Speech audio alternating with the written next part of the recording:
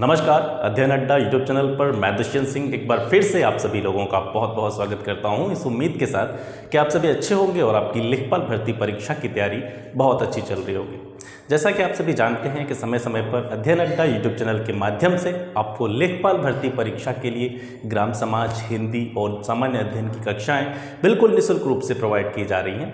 इसी क्रम में ग्राम समाज का एक टॉपिक आज हम डिस्कस करने वाले हैं और बड़ा इंपॉर्टेंट टॉपिक है। आप जब सिलेबस देखेंगे ग्राम समाज का तो उसमें विशेष रूप से त्रिस्तरीय पंचायती राज व्यवस्था या पंचायती राज के बारे में बताया गया है। इसी पंचायती राज को इस वीडियो में हम डिस्कस करने वाले हैं और बहुत ही अच्छी क्लास होने वाली है आज की। इस पंचायती राज के पूरे स्ट्रक्चर को समझेंगे, कहाँ से इसकी शुरुआत हुई, पंचायती राज होता क्या है, इसकी परिभाषा क्या है, त्रिस्तरीय पंचायती राज व्यवस्था क्या होती है, पंचायती राज व्यवस्था के 3 स्तर कौन कौन से होते हैं, इस पूरे घटनाक्रम में कौन कौन सी प्रमुख समितियां बनी, पुराने समय से लेकर के वर्तमान समय तक कौन कौन सी समितियां बनी हैं जिन्होंने पंचायती राज से संबंधित मुद्दों पर कार्य किया है, उन सभी के बारे में जानेंगे। तो चलिए क्लास स्टार्ट करते हैं और सबसे पहले बात करते हैं पंचायती राज के बारे में। पंचायती राज होता क्या है, किसे पंचायती राज कहते हैं, इसके बारे में जानते हैं। तो पंचायती राज का सीधा सीधा अर्थ है ग्रामीण स्थानीय स्वशासन पद्धति। मतलब लोकल लेवल पर, ग्रामीण लेवल पर, स्थानीय लेवल पर जो स्वशासन का तरीका होता है, शासन करने की जो पद्धति होती है, उसे ही हम कहते हैं पंचायती राज। और पंचायती राज के अंतर्गत जो स्थानीय स्वशासन शब्द यूज किया गया है, ये स्थानीय स्वशासन जो है भारतीय संविधान की 7वीं अनुसूची में राज्य सूची के अंतर्गत आता है। आपसे प्रश्न पूछा जा सकता है स्थानीय स्वशासन यानी लोकल गवर्नेंस ये किस अनुसूची में है और किस सूची का विषय है। जो 3 सूचियां होती हैं, राज्य सूची, केंद्र सूची और आपकी जो समवर्ती सूची होती है, उन तीनों सूचियों में से स्थानीय स्वशासन यानी लोकल गवर्नेंस किस सूची का विषय है, तो आप याद रखेंगे राज्य सूची का विषय है और स्थानीय स्वशासन को 7वीं अनुसूची में परिभाषित किया गया है। ठीक है, पंचायती राज आप समझ रहे हैं लोकल लेवल पर या ग्रामीण लेवल पर जो लोकल गवर्नेंस का सिस्टम होता है, स्थानीय स्वशासन की जो पद्धति होती है, उसके हम क्या कहते हैं, पंचायती राज कहते हैं। अब इसके पूरे घटनाक्रम पर चलते हैं कि कहाँ से इसकी शुरुआत हुई। आप जानते हैं पंचायती राज से संबंधित या जो त्रिस्तरीय पंचायती राज व्यवस्था है, इससे संबंधित जो प्रमुख समिति है आपकी, वो कौन सी है, बलवंत राय मेहता समिति। इसी की सिफारिशों के आधार पर इसको लागू किया गया था। अब किस तरीके से ये समिति बनी थी, इसका पूरा घटनाक्रम समझते हैं। सबसे पहले 1948-49 में यानी भारत आज़ाद हुआ था 1947 में, उसके बाद में 48-49 में संविधान सभा में सबसे पहले पंचायती राज का जो प्रोसेस था, पंचायती राज की जो भूमिका थी, उस पर क्या हुई थी, चर्चा हुई थी। ठीक है, 1948-49 में संविधान सभा में पंचायती राज की भूमिका पर चर्चा होती है कि पंचायती राज किस तरीके से लागू किया जा सकता है, इसका क्या प्रोसीजर होने वाला है। फिर 1950 में आपको पता है भारत जो है पूर्णतः गणतंत्र हो गया था। 26 जनवरी 1950 को भारत का संविधान लागू कर दिया गया था और भारत का संविधान लागू किया गया था। उसके बाद में जो ग्राम पंचायतें होती थीं, ग्राम पंचायतों का स्थानीय स्वशासन की इकाइयों के रूप में उल्लेख कर दिया गया था अपने संविधान में। यानी आर्टिकल 40 जो है, अनुच्छेद 40 जो है, वो भारत में ग्राम पंचायतों के गठन के बारे में बताता है। बहुत इंपॉर्टेंट क्वेश्चन है आर्टिकल 40 से रिलेटेड। ठीक है, इसको आप याद रखेंगे कि भारतीय संविधान का कौन सा अनुच्छेद ग्रामीण क्षेत्रों में जो ग्राम पंचायतें होती हैं उनका स्थानीय स्वशासन की यूनिट्स के रूप में, इकाइयों के रूप में स्थापना का उल्लेख करता है, तो वो अनुच्छेद आपका 40 है। ठीक है, तो 1950 में जब संविधान लागू हो गया था, उसके बाद में जो ग्राम पंचायतें थीं उनका स्थानीय स्वशासन की इकाइयों के रूप में उल्लेख किया गया था, किसमें, अनुच्छेद 40 में। 1952 में और 1953 में 2 कार्यक्रम प्रारंभ किए गए। एक था आपका सामुदायिक विकास कार्यक्रम, ये भी अपने आप में एक बहुत इंपॉर्टेंट टॉपिक है और कई बार पूछा भी गया है कि सामुदायिक विकास कार्यक्रम की शुरुआत कब हुई थी, तो 1952 में हुई थी। तो यहाँ से मुख्य चीज़ क्या देखनी है आपको कि 1952 में सामुदायिक विकास कार्यक्रम प्रारंभ हुआ और 1953 में राष्ट्रीय विस्तार सेवा जो है प्रारंभ होती है।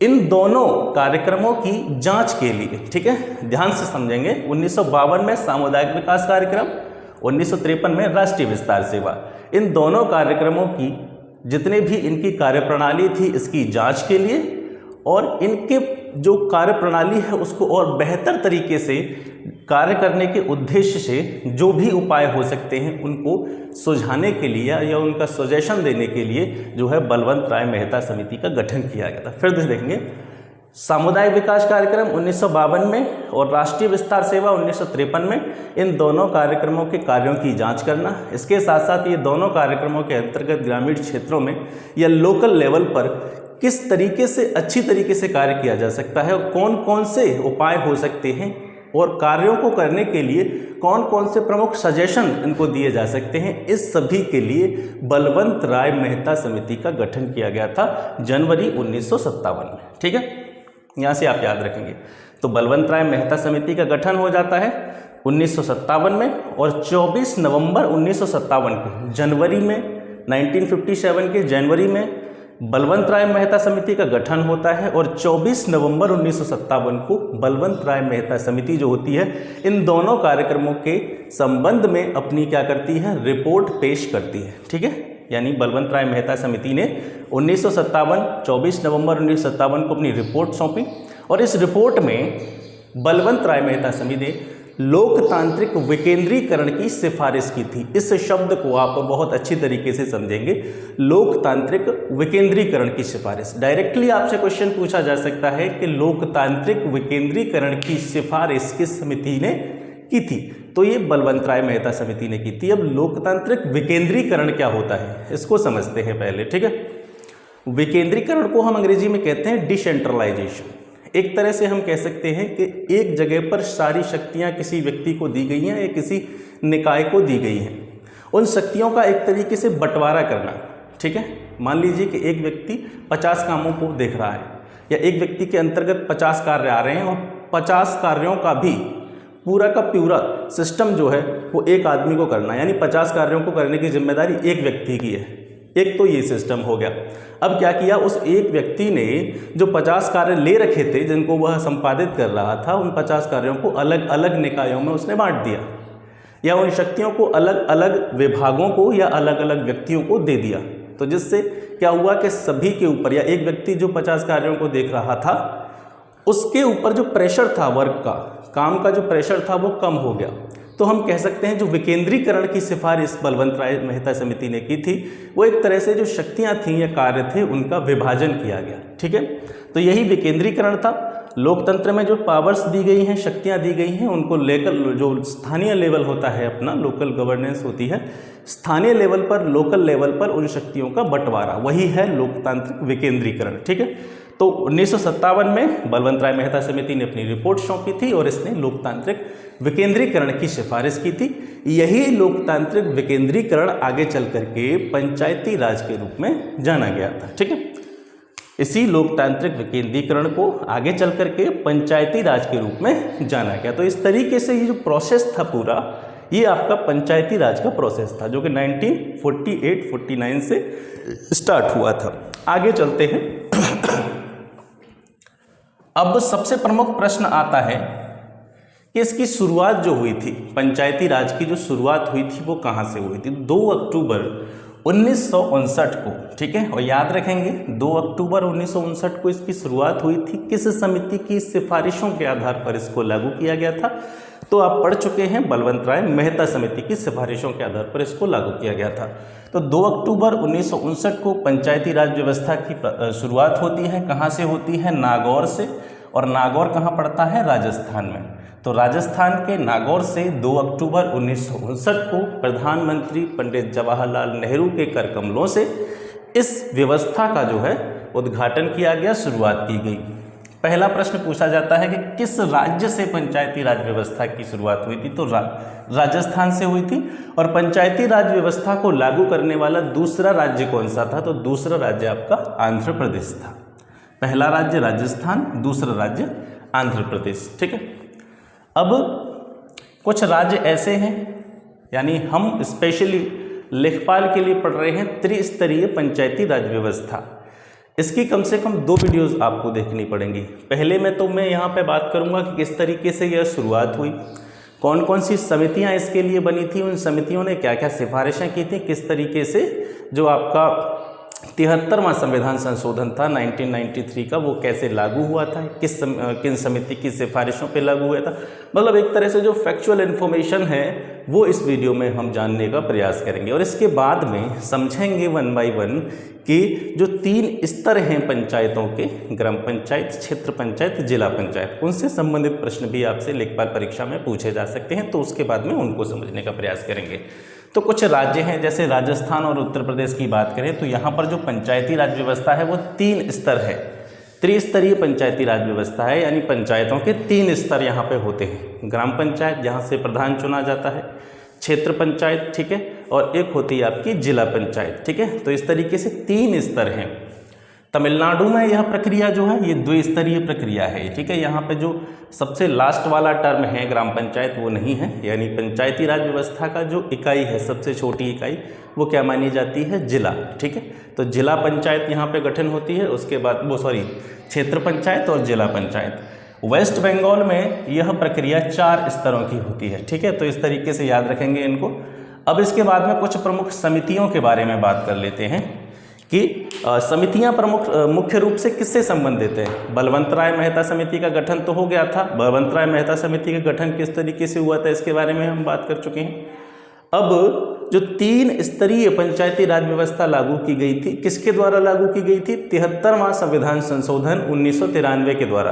तो 73वां जो संविधान संशोधन हुआ था 1993 में, उस संशोधन के या उस बिल के पारित होने में कौन कौन सी प्रमुख समितियों का योगदान था और किस किस चीज़ की उन समितियों ने सिफारिश की थी, वो क्रम आप यहाँ से समझने वाले हैं।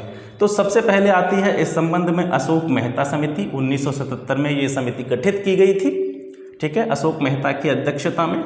1977 में यह गठित की गई। 1978 में इसने अपनी रिपोर्ट पेश कर दी। अशोक मेहता समिति ने अपनी रिपोर्ट पेश कर दी। और कौन कौन सी प्रमुख सिफारिशें अशोक मेहता समिति के द्वारा की गई थी।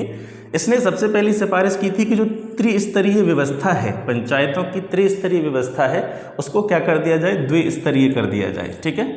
त्रिस्तरीय पंचायती राज व्यवस्था को द्विस्तरीय बनाने की सिफारिश अशोक मेहता समिति के द्वारा की गई थी।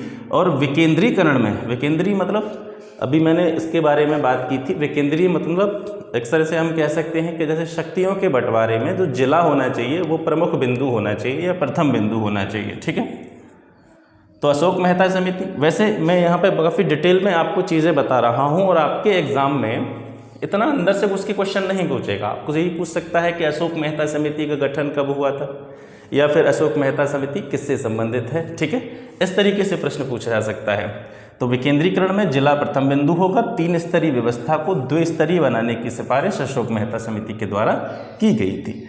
दूसरी समिति आती है GV.K. राव समिति। 1985 में इसका गठन हुआ था V.K. राव की अध्यक्षता में। इसका प्रमुख कार्य क्या था, जो ग्रामीण विकास है और गरीबी उन्मूलन यानी गरीबी खत्म करने का जो कार्यक्रम है उसकी क्या करना, समीक्षा करना। यानी जैसे जैसे भारत आज़ाद हुआ था उसके बाद में सबसे ज़्यादा जोर दिया गया था किस पर, गरीबी हटाओ पर या ग्रामीण क्षेत्रों के विकास पर सबसे ज़्यादा बल दिया गया था।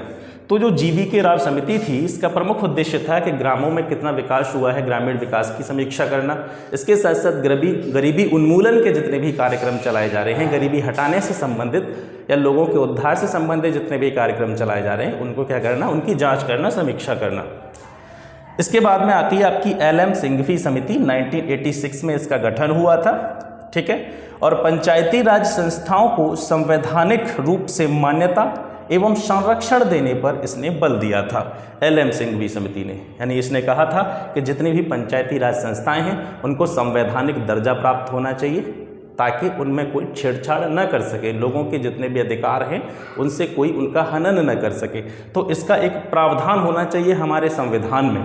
इस बात की सिफारिश जो है LM सिंघवी समिति के द्वारा की गई थी, क्योंकि अगर इसका कोई संवैधानिक प्रावधान होगा पंचायती राज संस्थाओं का तो क्या होगा, इसमें कोई भी आदमी छेड़छाड़ नहीं कर पाएगा। जितने भी रूल्स और रेगुलेशन होंगे उनको आसानी से जो है ग्रामीण क्षेत्रों में लागू किया जा सकता है।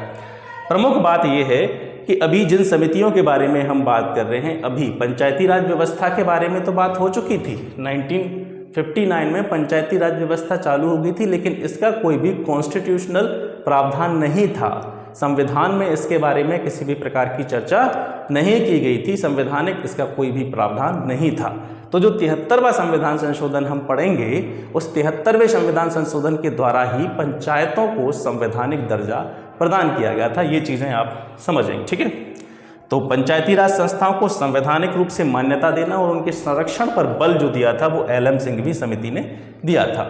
इसके अलावा गांवों के समूह के लिए न्याय पंचायतों की स्थापना करने की सिफारिश भी एल.एम. सिंघवी समिति के द्वारा की गई थी। न्याय पंचायत मतलब जैसे कोई भी विवाद हो जाता है या कोई भी कह सकते हैं कोई भी ऐसा इश्यू हो जाता है, तो उस चीज़ के लिए लोगों को, जो स्थानीय लोग हैं या लोकल गांवों के लोग हैं, उनको जो है बाहर नहीं जाना पड़े न्याय के लिए, तो जैसे 4 गांव, 5 गांव, 6 गांव इनको मिला करके एक पंचायत बना दी जाए, जिसे न्याय पंचायत कहा जाए।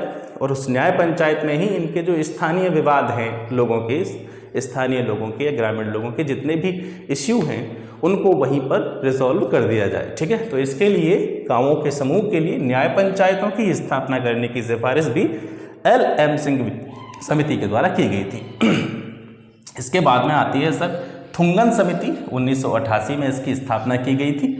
इसने भी पंचायतों की जो व्यवस्था थी उसको संवैधानिक मान्यता देने पर इसने भी बल दिया था। इसके अलावा जैसे आप जानते हैं पंचायतों का कार्यकाल जो होता है वो 5 वर्ष होता है, और इस पंचायतों के कार्यकाल को 5 वर्ष रखने की सिफारिश किसने की थी? थुंगन समिति के द्वारा की थी। और गांव, क्षेत्र और जिला स्तर पर जो व्यवस्था वर्तमान में प्रचलित है, 3 तरह की पंचायतें होती हैं उत्तर प्रदेश में, ग्राम पंचायत, क्षेत्र पंचायत, जिला पंचायत। तो इन 3 पंचायतों के इन 3 स्तरों को लागू करने की सिफारिश भी थुंगन समिति के द्वारा की गई थी। इसके बाद में गाडगिल समिति आती है, 1988 में इसकी स्थापना हुई। इसने भी पंचायतों को संवैधानिक दर्जा देने की बात कही। त्रिस्तरीय व्यवस्था जिसके बारे में अभी हम बात कर रहे थे गांव, क्षेत्र और जिला स्तर पर, उस त्रिस्तरीय व्यवस्था को लागू करने की सिफारिश की।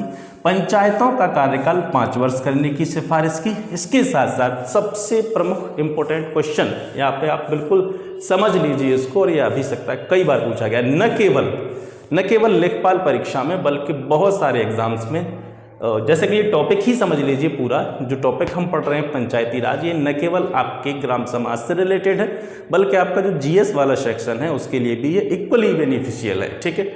चाहे आप किसी भी एग्जाम की तैयारी कर रहे हैं, पंचायती राज वाला जो ये पूरा टॉपिक है, 73वां अमेंडमेंट, 74वां अमेंडमेंट, ठीक है। 73वां जो है पंचायतों के गठन से संबंधित है, और जो 74वां संविधान संशोधन है वो नगरीय क्षेत्रों में जो भी व्यवस्था होती है उससे संबंधित है, नगर निगम वगैरह से, ठीक है। तो यहाँ पे हम 73वें संविधान संशोधन की बात करते हैं।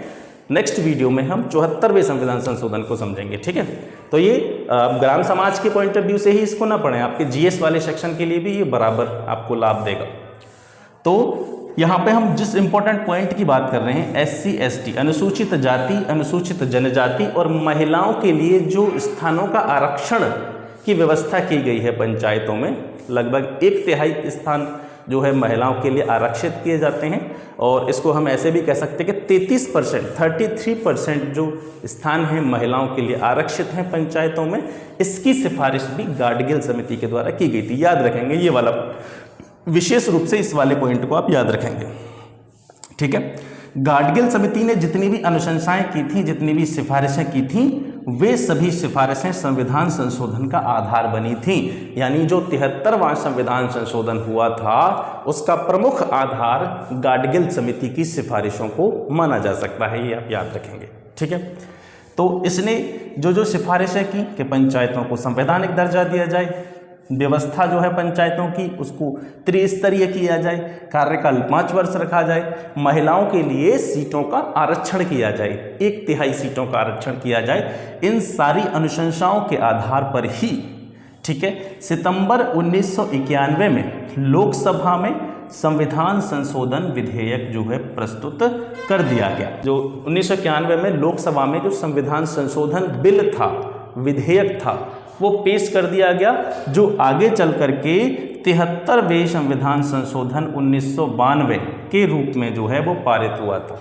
सॉरी, मैंने आपको 93 बोल दिया था, बीच में थोड़े से मिस्टेक हो गया था, उसको आप जो है याद रखेंगे। हालांकि अगर इसके बारे में बात करें कि जो 73वां संविधान संशोधन था, ये बिल जो पारित हुआ था आपका वो 92 में हुआ था, लेकिन प्रभावी जो हुआ था ये 93 से हुआ था। वैसे कोई दिक्कत नहीं है, क्योंकि 93 से ही इसको जो है प्रभावी माना जाता है। 93 से ही यह इसने कार्य करना प्रारंभ किया था, इसके आधार पर कार्य करना प्रारंभ किया गया था। तो जो 73वां संविधान संशोधन है उसको 93 के नाम से ही जाना जाता है, ठीक है। तो 1991 में लोकसभा में बिल पारित हुआ, मतलब बिल पेश किया गया। 73वां संविधान संशोधन 1992 के रूप में ये पास कर दिया गया, ठीक है। और फिर ये प्रभावी कब से हुआ था? 24 अप्रैल 1993 से 73वां संविधान संशोधन जो है प्रभावी हो गया था। तो इस तरीके से सबसे पहले हमने जाना कि पंचायती राज क्या होता है, किस तरीके से जो है बलवंत राय मेहता समिति का गठन किया गया। बलवंत राय मेहता समिति के गठन के बाद में लोकतांत्रिक विकेंद्रीकरण की सिफारिश की गई, जिसे आगे चल करके पंचायती राज के रूप में जाना गया। पंचायती राज सबसे पहले राजस्थान के नागौर जिले से लागू किया गया था। उसके बाद में दूसरे नंबर पर आंध्र प्रदेश जो राज्य था इस व्यवस्था को लागू करने वाला। फिर 73वें संविधान संशोधन के पारित होने तक या उसके प्रभावी रूप से कार्य करने तक कौन कौन सी प्रमुख समितियों ने जो है इसके संबंध में सिफारिशें की थी, उनके बारे में जाना। पूरा घटनाक्रम आप यहाँ तक समझ चुके हैं 73वें संविधान संशोधन तक। अब इसके बाद में हम बात करेंगे कि 73वें संविधान संशोधन के द्वारा कौन कौन से प्रमुख जो है प्रावधान किए गए उनके बारे में जानते हैं। अब चाहें तो सबसे पहले इसका लें स्क्रीनशॉट, जिससे आपको नोट्स बनाने में किसी भी प्रकार की दिक्कत ना हो। उसके बाद में फिर आगे के जो भी पॉइंट्स हैं उन पर बात करते हैं। अब हमारा 73वां संविधान संशोधन प्रभावी हो चुका है। अब जानेंगे कि 73वें संविधान संशोधन के अंतर्गत कौन कौन से संवैधानिक प्रावधान किए गए। तो सबसे पहले इस संशोधन के द्वारा पंचायतों के नाम से एक नया भाग जोड़ा गया, भाग 9, ठीक है। भाग 9 इसके द्वारा जोड़ा गया था, जिसको क्या नाम दिया गया? पंचायतें नाम दिया गया। जैसा कि मैंने आपको बताया था कि इस संविधान संशोधन से पहले तक पंचायतों का अस्तित्व तो था ही, मतलब पंचायतें की जो प्रक्रिया थी पंचायतों की वो तो प्रारंभ हो ही चुकी थी, लेकिन इसका कोई भी संवैधानिक प्रावधान नहीं था। तो 73वें संविधान संशोधन 1992 के द्वारा पंचायतों को संवैधानिक दर्जा जो है वो प्रदान कर दिया गया था। इसके अलावा इस संविधान संशोधन के द्वारा आर्टिकल 243 जोड़ा गया, और इसमें जो है सब आर्टिकल जो थे 243 से लेकर के 243 अणा तक, ठीक है। 243 से लेकर के 243 अणा तक जो आर्टिकल थे पंचायतों से संबंधित, वो भी 73वें संविधान संशोधन के द्वारा जोड़े गए। इसके अलावा 73वें संविधान संशोधन के द्वारा एक अनुसूची 11वीं अनुसूची जोड़ी गई, और ये 11वीं अनुसूची किससे संबंधित है, ये प्रश्न भी आपसे पूछा जा सकता है। तो 11वीं अनुसूची संबंधित है पंचायतों की जो 29 कार्यकारी वस्तुएं हैं। वस्तुओं का मतलब यहाँ पे क्या है कि पंचायतों से संबंधित या पंचायतों से रिलेटेड जो विषय होते हैं, सब्जेक्ट हैं, पंचायतों से संबंधित जो विषय हैं वो 29 विषय हैं। ये भी एक प्रश्न है कि पंचायतों के कितने विषय हैं? 29 विषय हैं। तो पंचायतों के उन 29 विषयों के बारे में इस 11वीं अनुसूची में बताया गया है, और ये अनुसूची जो है वो 73वें संविधान संशोधन के द्वारा भारतीय संविधान में जोड़ी गई थी। ग्राम सभा किसे कहते हैं, इसकी परिभाषा देख लेते हैं।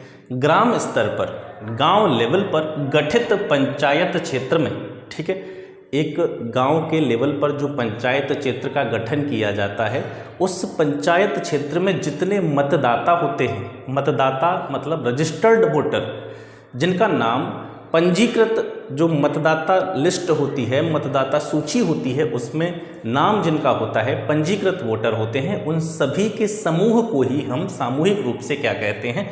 ग्राम सभा कहते हैं।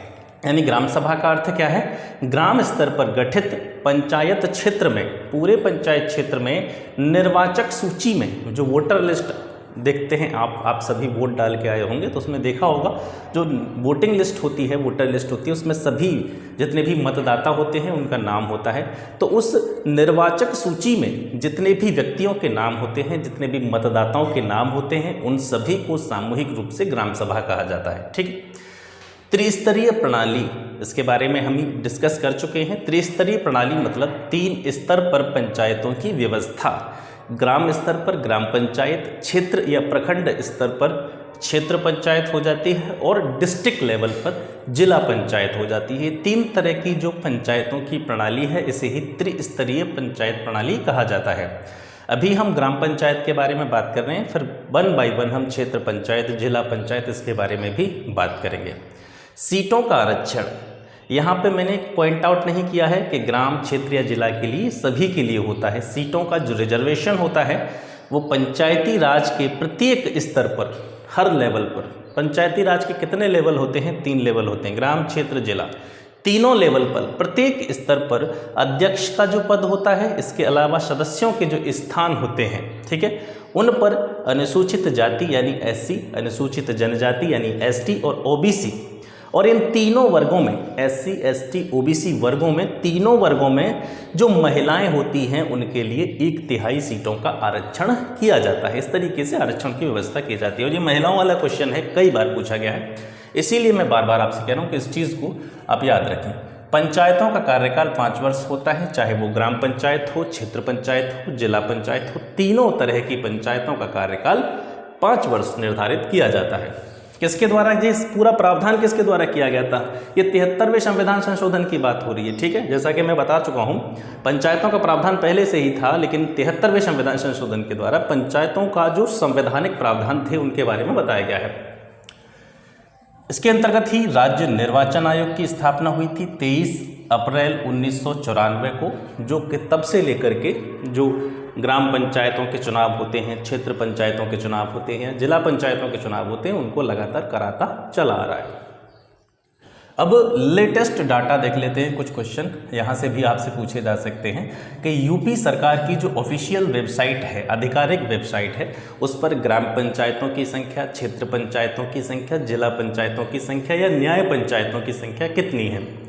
तो यूपी की जो ऑफिशियल, यूपी गवर्नमेंट की जो ऑफिशियल वेबसाइट है, वहाँ पे ग्राम पंचायतों की संख्या दिखाई गई है 59,073, क्षेत्र पंचायतों की संख्या 825 है, जिला पंचायतों की संख्या 75 है, क्योंकि 75 ही जिले हैं, न्याय पंचायतों की संख्या 8,135 है। ये डाटा आपको याद रखना है। पंचायती राज विभाग की वेबसाइट पर अगर देखें तो थोड़ी सी भिन्नता है, यहाँ पे थोड़ा सा कन्फ्यूजन आपको देखने को मिलेगी कि ग्राम पंचायतों की संख्या यूपी सरकार की ऑफिशियल वेबसाइट पर है 59,073, लेकिन पंचायती राज विभाग की जो वेबसाइट है वहाँ पे पंचायतों की संख्या है 58,189, ठीक है। तो आप अपने स्तर से इसको देख लीजिएगा, ठीक है। आपसे ये तो प्रश्न पूछेगा नहीं कि किस वेबसाइट पर ग्राम पंचायतों की संख्या कितनी है, और इसके बारे में और भी जो मतलब क्लियर करके मैं आपको कमेंट बॉक्स में बता दूंगा या पिंड कमेंट में इसके बारे में लिख दूंगा, ठीक है। तो दोनों ही फिलहाल डाटा आपको याद रखने हैं। ग्राम पंचायतों का गठन कितनी आबादी पर किया जाता है, ये प्रश्न भी पूछा गया है, ठीक है। तो ग्राम पंचायतों का गठन यथासंभव 1000 लोग जहाँ पे निवास करते हैं, 1000 लोगों की जो पॉपुलेशन होती है उस पर एक ग्राम पंचायत का गठन कर दिया जाता है।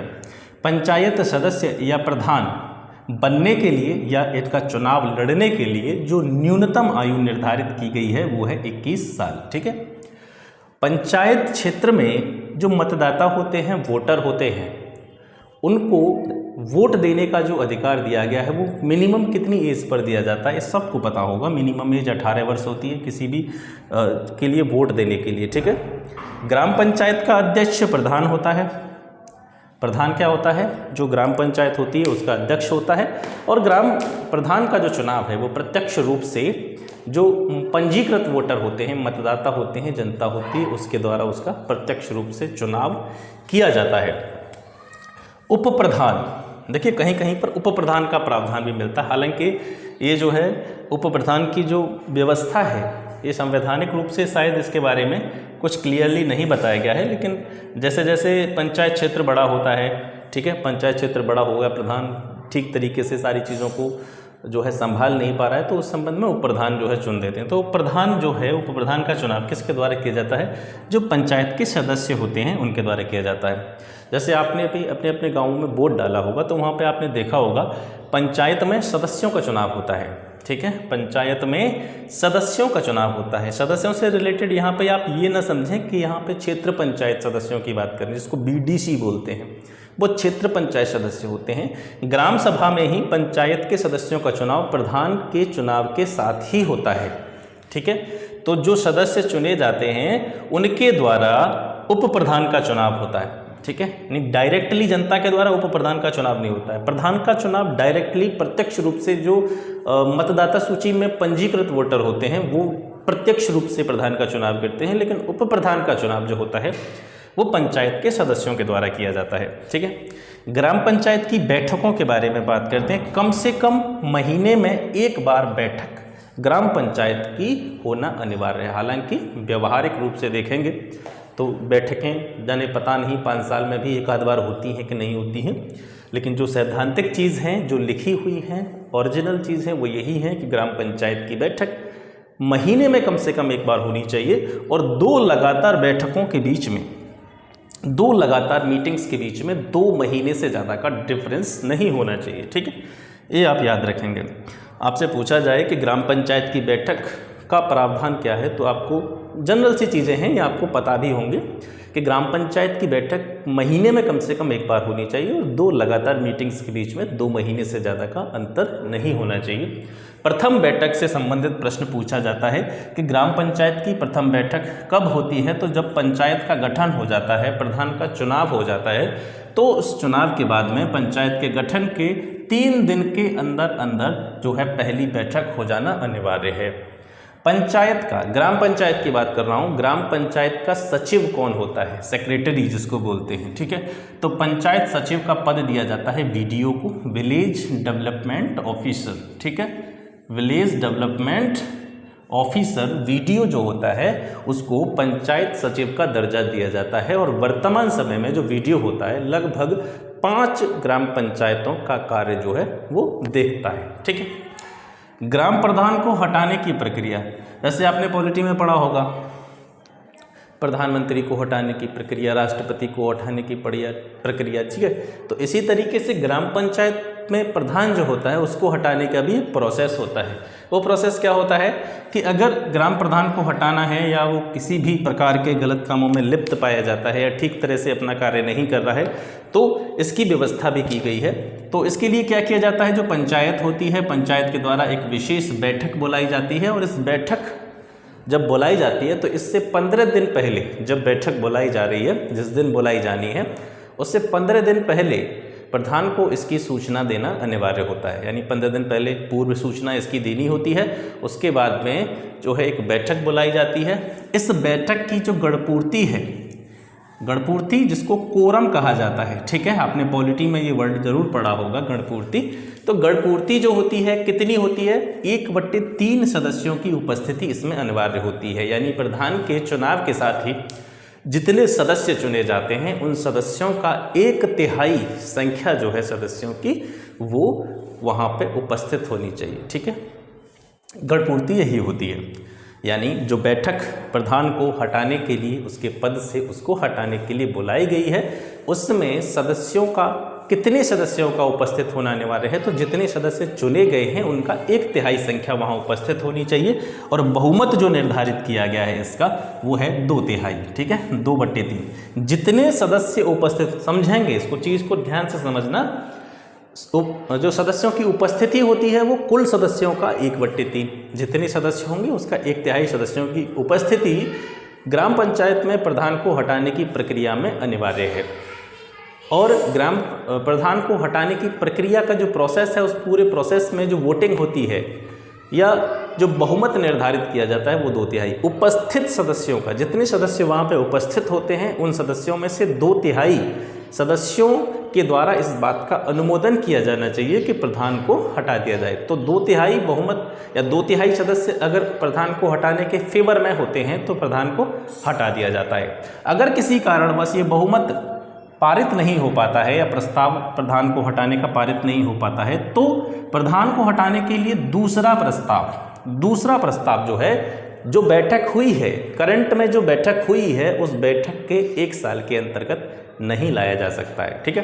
किसी भी कारणवश प्रधान को हटाने के लिए जो बहुमत था वो पूरा नहीं हो सका, ठीक है, बहुमत नहीं मिला, प्रस्ताव पारित नहीं हुआ, तो दूसरा प्रस्ताव अगर प्रधान को हटाने के लिए लाया जाएगा तो वो उस बैठक के 1 साल के अंतर्गत नहीं लाया, 1 साल के बाद लाया जा सकता है, 1 साल के अंदर नहीं लाया जा सकेगा। तो ये जो पूरी प्रोसेस आपने देखी, ये देखिए आपने ग्राम पंचायत और ग्राम प्रधान के बारे में। अब इसके बाद में बढ़ते हैं क्षेत्र पंचायत और जिला पंचायत। इसके बाद में ये जो है टॉपिक समाप्त हो जाएगा। तो चाहे तो आप इसका पहले स्क्रीनशॉट लें।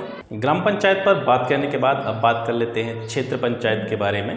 क्षेत्र पंचायत सदस्यों का जो चुनाव होता है, तो क्षेत्र पंचायत सदस्यों का चुनाव प्रधान के साथ होता है। जैसे आप देखें गांव में बीडीसी मेंबर जो होते हैं, ठीक है, इनके द्वारा ही क्या किया जाता है, क्षेत्र पंचायत का जो प्रमुख और उप प्रमुख होते हैं इनका चुनाव किया जाता है। यानी कि क्षेत्र पंचायत में हम डायरेक्टली कहें तो एक प्रमुख होता है, ठीक है, और एक उप प्रमुख होता है। तो जो क्षेत्र पंचायत का प्रमुख होता है, उस प्रमुख का चुनाव किसके द्वारा किया जाता है, क्षेत्र पंचायत सदस्यों के द्वारा, ठीक है। क्षेत्र पंचायत सदस्यों के द्वारा प्रमुख का चुनाव किया जाता है, ठीक है, प्रमुख का चुनाव किया जाता है। क्षेत्र पंचायत सदस्य कौन होते हैं, जिनको बीडीसी कहते हैं, आप गाँव में आपने सुना होगा, ठीक है। ये बीडीसी का चुनाव होता है गाँव से, और बहुत सारे बीडीसी मिलकर के चुनाव करते हैं प्रमुख का। और हम कहें तो प्रत्यक्ष रूप से जनता के द्वारा प्रमुख का चुनाव नहीं होता है, जनता बीडीसी चुनती है, यानी सदस्य चुनती है, जिनको क्षेत्र पंचायत सदस्य कहते हैं। और इन क्षेत्र पंचायत सदस्यों के द्वारा प्रमुख और उप प्रमुख का जो है चुनाव किया जाता है, ठीक है। इन सदस्यों के द्वारा या बीडीसी के द्वारा अपने ही बीच से प्रमुख और उप प्रमुख का चुनाव किया जाता है। सदस्यों के चुनाव की बात करें तो सदस्यों का चुनाव जो होता है प्रत्यक्ष रूप से मतदाताओं के द्वारा किया जाता है। इन दोनों चीज़ें क्लियर हो गई। जो क्षेत्र पंचायत सदस्य होते हैं या बीडीसी होते हैं, वो जनता उनको चुनती है। और प्रमुख होता है जो कि क्षेत्र पंचायत का प्रमुख माना जाता है, प्रमुख ही उसके पद का नाम होता है। तो जो प्रमुख होता है उसका चुनाव जनता के द्वारा न हो करके किसके द्वारा किया जाता है, क्षेत्र पंचायत सदस्यों के द्वारा किया जाता है, बीडीसी मेंबर के द्वारा किया जाता है। क्षेत्र पंचायत का सेक्रेटरी कौन होता है, सचिव कौन होता है, बीडीओ होता है, ब्लॉक डेवलपमेंट ऑफिसर, ठीक है। ब्लॉक डेवलपमेंट ऑफिसर जो होता है ये क्षेत्र पंचायत का सचिव होता है। ग्राम पंचायत का सचिव हमने बताया था क्या होता है, वीडीओ विलेज डेवलपमेंट ऑफिसर, और क्षेत्र पंचायत का सचिव ब्लॉक डेवलपमेंट ऑफिसर, ठीक है, इसको याद रखेंगे। जिला पंचायत को देख लेते हैं। जिला पंचायत प्रत्येक जिले में गठित की जाती है, और जिला पंचायत के सदस्यों का चुनाव जो होता है प्रत्यक्ष रूप से मतदाताओं के द्वारा किया जाता है। ये छोटी छोटी चीज़ें आपको याद रखनी है। जैसे प्रधान का चुनाव प्रत्यक्ष रूप से गांव की जनता जो होती है, पंजीकृत वोटर होते हैं मतदाता सूची में, उनके द्वारा किया जाता है। सदस्यों का चुनाव भी ग्राम पंचायत के जो सदस्य होते हैं, ठीक है, जब कन्फ्यूजन हो जाती है, ग्राम पंचायत सदस्य, क्षेत्र पंचायत सदस्य, जिला पंचायत सदस्य, ठीक है, तो आपको कन्फ्यूजन हो सकती है।